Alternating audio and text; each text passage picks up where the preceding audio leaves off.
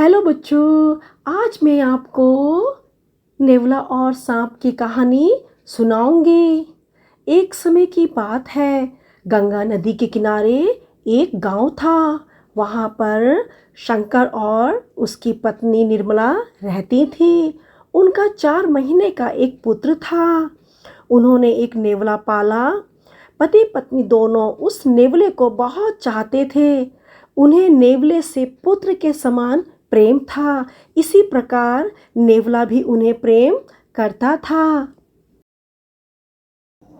एक दिन शंकर किसी आवश्यक काम से अपने मित्र से मिलने गया। निर्मला भी नदी से जल लेने चली गई। उसका बेटा छोटी चारपाई पर घर में सो रहा था। नेवला उसके पास ही बैठा था।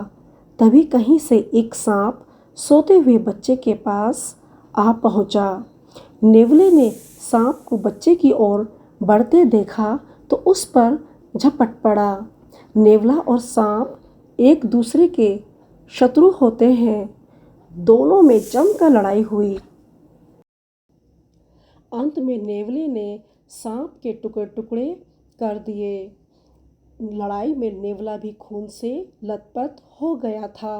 नेवले ने बच्चे की जान बचा दी। यह दिखाने के लिए नेवला घर के दरवाजे पर आ बैठा।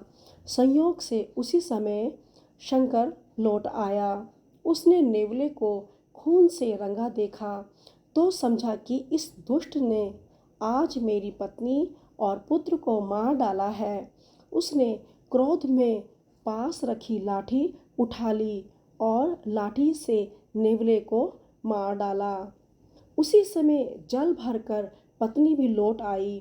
अंदर जाकर दोनों ने देखा कि बच्चा तो चारपाई पर आराम से सो रहा है, परंतु पास ही भूमि पर एक बड़ा सांप मरा पड़ा है।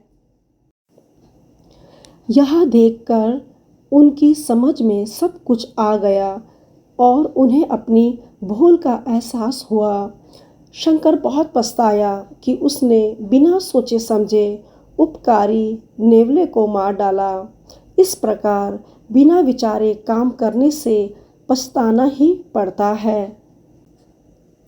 यह कहानी हमें सिखाती है कि बिना सोचे समझे कोई भी फैसला नहीं लेना चाहिए। जल्दबाजी में लिया गया फैसला अक्सर पछतावे का कारण बनता है। Bye bye.